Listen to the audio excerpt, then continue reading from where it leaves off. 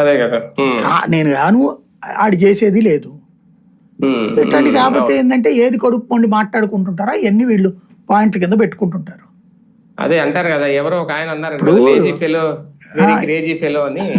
ఎక్కడో ఎందుకండి ఎన్నికల సంఘం మనందరం చూసాం దొంగోట్లప్పుడు మన మీడియా అంతా చేతిలో మైకులెట్టుకు తిరిగితీవి కదా బెంగాల్లో. ఎవరన్నా నా ఓటు వేయనీయలేదు నన్ను అడిగిన మొగాడు ఎవడన్నా ఉన్నాడు అక్కడ?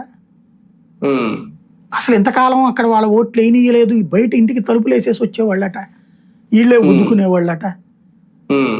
2011 సంవత్సరంలో మమతా బెనర్జీ బీజేపీ గవర్నమెంట్లో మంత్రిగా ఉంది, కేంద్ర మంత్రిగా 2011లో. ఆ రోజున ఆవిడ కేంద్ర ప్రభుత్వంతో మాట్లాడి ఎన్నికల సంఘంతో మాట్లాడి భారీ ఎత్తున భద్రతా ఏర్పాట్లు చేయించుకుంది. 3 అంచెల భద్రత ఏర్పాటు చేయించుకుంది కేంద్ర బలాలతో. ఇది కాంగ్రెస్ మంత్రిగా ఉంది అప్పుడు. చేయించుకుంటే అప్పుడు మొదటిసారి ముఖ్యమంత్రి అయింది ఆవిడ 2011లో. కేంద్ర మంత్రిగా ఉండి అక్కడ అప్పుడు కమ్యూనిస్టులను అడ్డుకుని ఆవిడ ప్రభుత్వం ఏర్పాటు చేయగలిగింది తృణమూల్ కాంగ్రెస్. మరి అదే మమతా బెనర్జీ ఇప్పుడు నిన్న వచ్చేటప్పటికి మళ్ళీ అలా కేంద్ర బలగాలను పెడితే ఓడిపోయింది. మరి దీంట్లో ఆవిడ ఏ నీతి అయితే చెప్పిందో